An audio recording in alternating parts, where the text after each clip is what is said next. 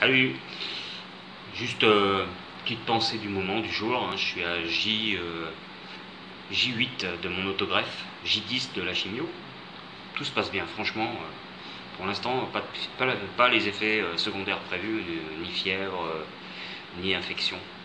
Je croise les doigts pour que ça dure, ce qui pourra raccourcir mon séjour à l'hôpital.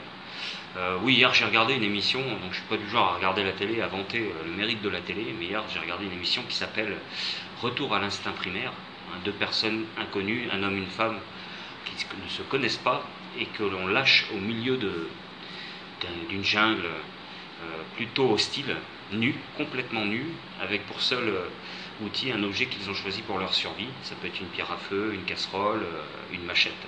Ils doivent tenir 21 jours comme ça, complètement nus dans un univers très hostile. Et ce qu'on peut relever de cette aventure, c'est que même si les gens, certains ont des compétences de survie, des connaissances, comment faire du feu de façon primitive, comment chasser, etc., c'est pas toujours eux qui résistent.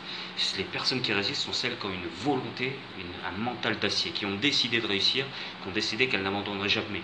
Je me souviens sur l'émission de la semaine dernière ou d'une autre semaine, une dame de 52 ans qui avait décidé de tenir jusqu'à ses 52 ans, jour de son anniversaire, quel qu'il soit. Cette dame, elle s'est retrouvée seule au bout de 4 jours, ouais, je crois, et elle a dû faire tout le reste de l'aventure seule.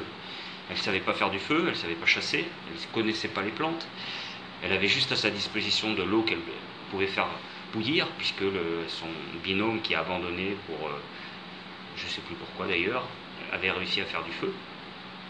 Et bien cette personne a tenu plus de 15 jours sans manger, en buvant juste de l'eau et en se reposant et en ayant cette force de mental. Pour vous dire qu'on peut souvent arriver à tout, à réussir ce qu'on veut, si on a cette force de tenir, ce mental. Si on le décide, et c'est pas seulement dire oh, je vais tenir, c'est de le décider et de le ressentir intérieurement, de le vivre intérieurement.